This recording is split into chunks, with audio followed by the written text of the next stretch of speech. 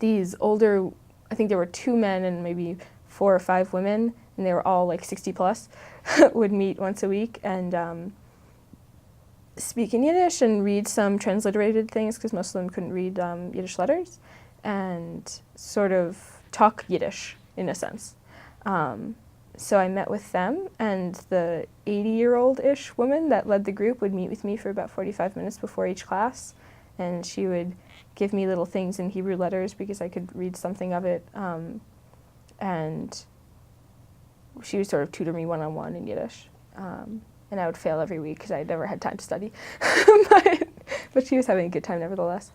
And then we'd meet for about an hour and a half with the other folks, and every class started out with a sheet of transliterated idioms. So I think half the weeks that I was there, it was all about love. Like 1,000 different idiomatic ways you could talk about love.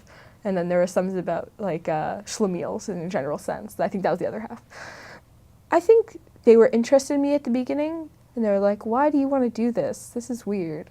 But also a little unfazed, I think, a class or 2 in, because I think they were there for a lot of the same reasons, if not for the academic, but for the cultural reasons of their parents spoke Yiddish, or they spoke a little bit of Yiddish in the home when they were growing up, and they just wanted to go back to it and maybe be able to read what their parents had written, but also just be able to speak colloquially. I think they had a lot of time. They were like, may as well. And it's actually pretty funny because one of the people of the group is a professor of Hebrew in the university. I'm taking our Hebrew class with her for the next 2 years, so that should be interesting. But it was really interesting to see her accent, and I think it was a really interesting precursor to this program, because she was like very Sephardi, and everyone in the class would say, don't listen to her, she's saying it all wrong. So that was really fun.